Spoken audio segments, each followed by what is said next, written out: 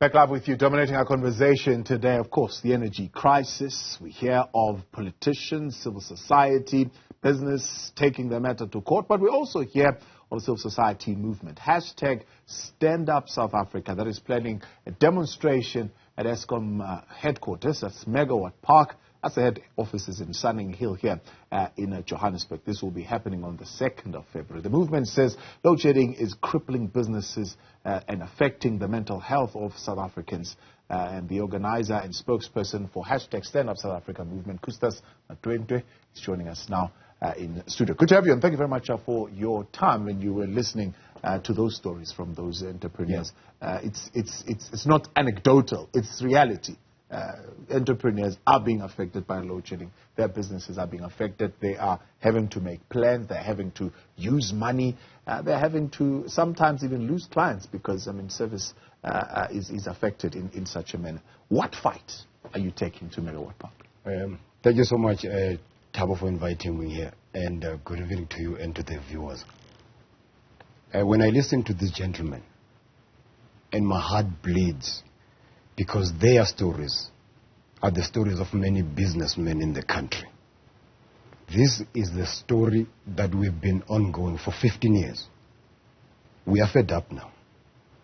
We have given the deployees of the African National Congress the opportunity to resolve this matter, and they have not done so. We are now going to send our list of demands to Eskom, because now we are taking an action.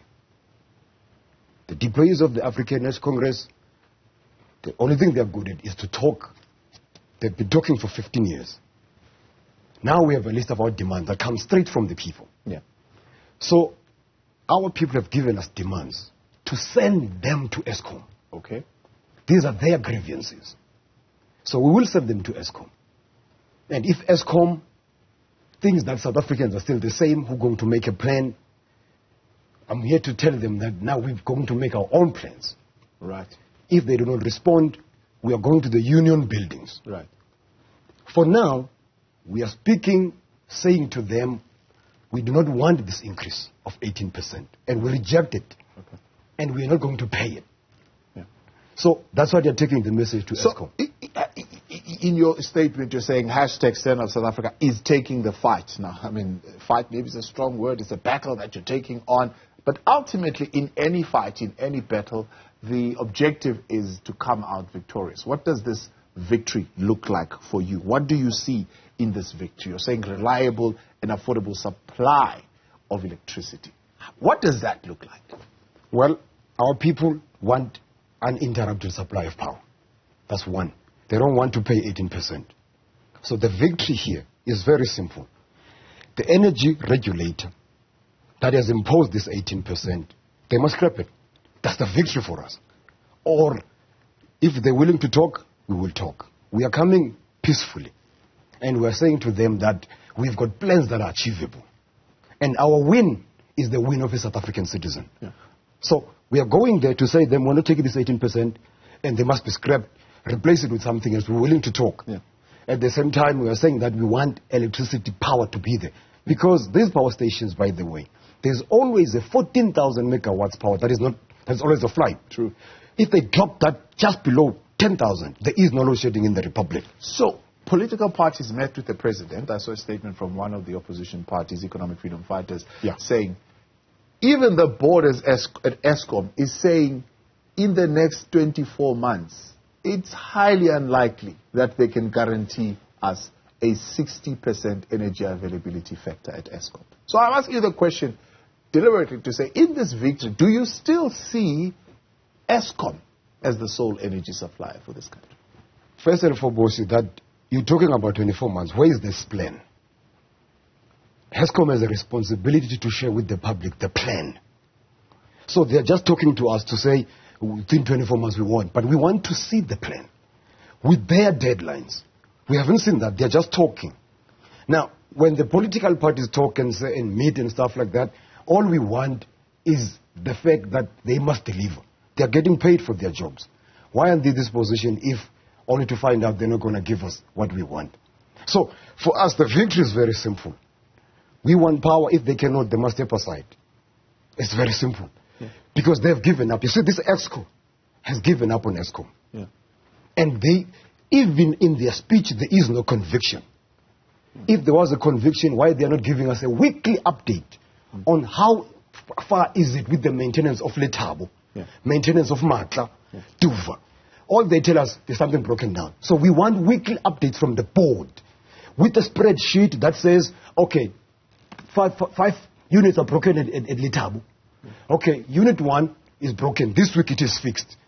So we are of the view that they are not accountable to the nation. It will be a victory for us if they are accountable to the nation. Through a weekly update, we want to see ourselves. We are at the point where what they say, we do not believe it anymore. Yeah. There is a sense, that, when you use particularly a language like Eskom's failure to supply enough electricity is a challenge, but also you use a language that says efficiently run the country's affairs is well documented. There's features of a political discourse. Are you political in any form? We are non-partisan. Yeah. We have no problem with any political party in the Republic. But from a political point of view, they have let us down. You heard these two gentlemen who were here. They are saying the president speaks, and they don't even believe him anymore. So the president of the Republic's credibility is so low to a point that when he speaks, nothing changes. And we have to hold him accountable. Now, we are saying the people are speaking. He has the responsibility to listen. Yeah. And his responsibility to listen is to scrap that 18%, whatever way they find. Yeah. So it's time for him to listen to us. That we want to tell him he must scrap this thing. So when he speaks, that this NASA regulator, which is a government agency, must scrap this thing, they need to listen to him. Yeah. That's what we want to tell him, that, look, we don't want this thing. So the story of my hands are tied, it's the regulator, these are processes that are in place. As the president, there's not really much I can do. It is very disappointing to hear a president of the country speaking like that to his people. He was elected to lead the will or the fortunes of our people.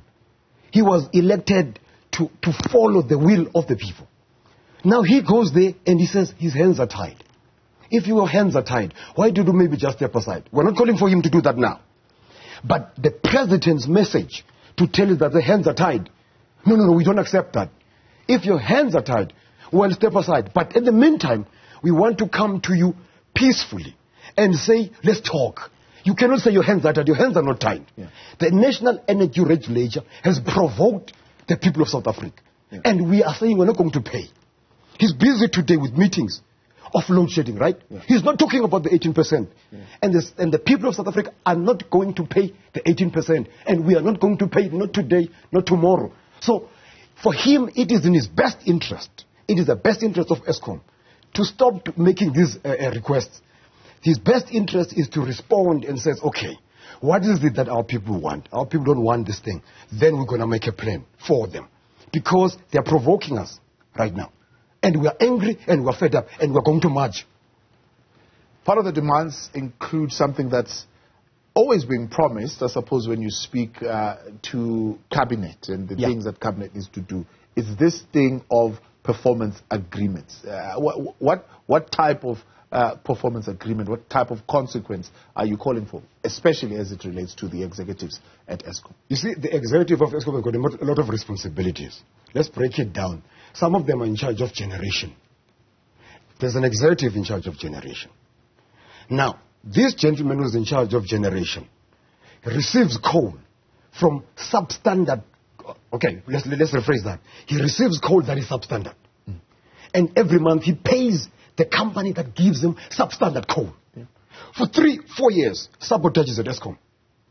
Eskom knows who is sabotaging these power stations. Yeah.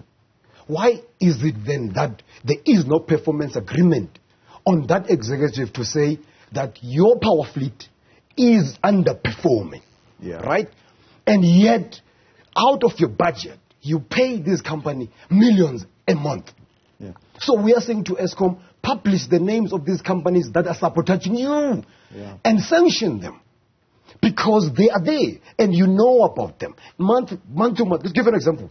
There's 1, 2, 3, 4, 5 companies that are supplying Letabo. Yeah. Okay, out of those companies, Litabo breaks or every day. Who's giving us substance? Who is giving you substance out of those 5 companies? You know who it is, but you pay them every month. So where's the responsibility? Where's the performance agreement that says, okay, fine, if Litabo underperforms, you as an executive, you're out of here, all right? At a financial level, how can a CFO runs over budget on diesel? On diesel, he runs out of a budget. Who does that? He should get out of that job position because he should have anticipated a specific amount of budget per year. Now, the government has to go and bail them out. Guess what happened? In 2021, their irregular expenditure was 11.7 billion. Fruitless and wasteful expenditure was 4.5 billion under 2021. Here's the company that is wasting money. It asks for money and they're wasting it. And the executives are there. Why are they there? So they must be held accountable. Those are the timelines, those are actually the performance agreement that we want. They must be published. Khustaz, I appreciate your time. Thank you very much for coming on and joining us tonight. That is spokesperson for #Stand Up South Africa movement, and they are organizing that February 2nd march. Khustaz Mtwentwe.